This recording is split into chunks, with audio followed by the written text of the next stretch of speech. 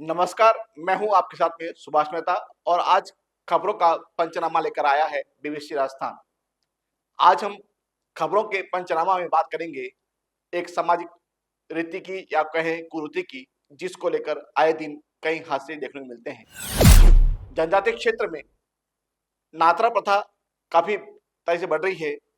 आधुनिक युग में कहें तो इसे लिव इन रिलेशनशिप भी कहा जाता है, जो नाथरा प्रथा के रूप में जनजातीय क्षेत्र में काफी समय से चली आ रही है, जिसमें बिना विवाह किए युवक या युवती किसी अन्य व्यक्ति से शादी कर लेता है और वो नाते चली जाती है, जिसके बाद परिवार में कई तरह की विकट परिस्थितियां उत्पन्न होती हैं। जो बच्चे हैं वो अनाथ हो जाते हैं और उनकी देखरेख नहीं होती है, जिसका खमियाजा उनके भविष्य पर पड़ता है। तो आज खबरों के पंचनामा में बात करेंगे हम नाथरा प्रथा की। बांसवाड़ा जिले के आबापुरा थाना क्षेत्र में 2 दिन पूर्व एक दर्दनाक घटना हुई, जिसमें एक महिला ने केवल तीसरी शादी करने के लिए अपने 1.5 साल के बच्चे की हत्या कर दी। इसके पीछे बात सामने आई कि वह महिला पहले 2 विवाह कर चुकी है और वह तीसरा शादी करना चाहती थी, जो नाते जाना चाहती थी। इसको लेकर वह बालक बाधा उत्पन्न हो रहा था, जिस पर उस महिला ने अपने 1.5 साल के मासूम बच्चे की गला दबाकर हत्या कर दी। इस खबर को लेकर हर कोई सामने रह गया और फिर से एक बार नाथरा प्रथा को लेकर भी चर्चा शुरू हो गई है। नाथरा प्रथा क्या है, इसको लेकर बात करेंगे। नाथरा प्रथा आदिवासी अंचल में सदियों से चली आ रही है, जिसमें बिना शादी किए युवक युवती साथ रहते हैं और उनके बच्चे भी पैदा होते हैं। आधुनिक युग में इसको लिव इन रिलेशनशिप कहा जाता है, जो कि कुछ समय से चली आ रही है, लेकिन इस जनजातीय क्षेत्र में काफी समय से यह प्रथा चली आ रही है। इस प्रथा के पीछे की कई कुरीतियां भी सामने आ रही हैं, जैसा कि अभी एक मां ने केवल तीसरी शादी करने के लिए अपने बच्चे का हत्या कर दी। ऐसे जनजातीय क्षेत्र में हजारों उदाहरण ऐसे सामने आते हैं, जहां महिला अपने पति को छोड़कर किसी अन्य व्यक्ति के साथ चली जाती है बिना शादी किए, जिसको नाथरा प्रथा बोलते हैं।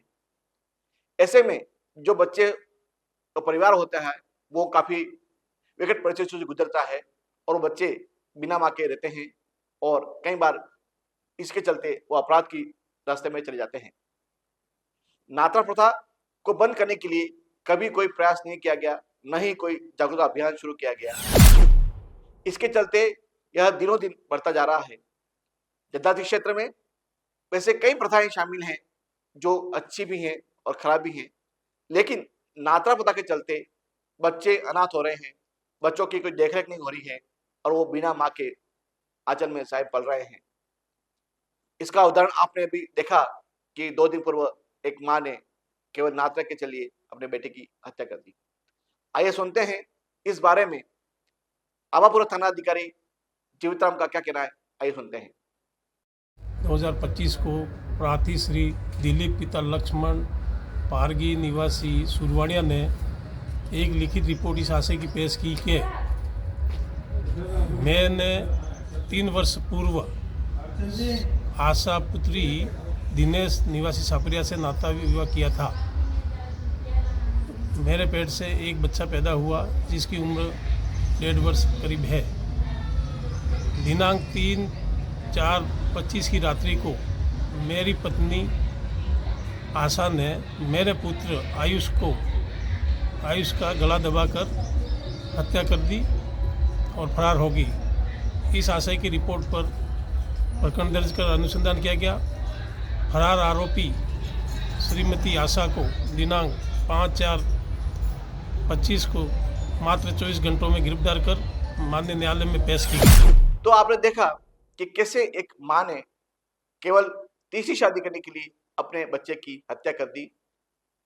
हालांकि पुलिस ने 24 घंटे के अंदर उस कलयुगी मां को गिरफ्तार कर लिया है, लेकिन इसके पीछे यह घटना कई प्रश्न छोड़ के जा रही है कि क्या नाथरा प्रथा के चलते मासूम बच्चे अनाथ हो रहे हैं या बच्चों की परवरिश सही ढंग से नहीं हो रही है, जिसके चलते कई बच्चे गलत राह पे चले जाते हैं। तो इसको लेकर समाज को एक अभियान शुरू करना चाहिए। ये कुप्रथा है, इसको रोकने के लिए कि नाता प्रथा को भी अवेयरनेस होनी चाहिए, जिससे कि बच्चों पर इसका गलत इफेक्ट नहीं पड़े और जो नाता प्रथा है उसके दोष और दोष के बारे में समाज में जागरूकता फैलाने का काम करना चाहिए।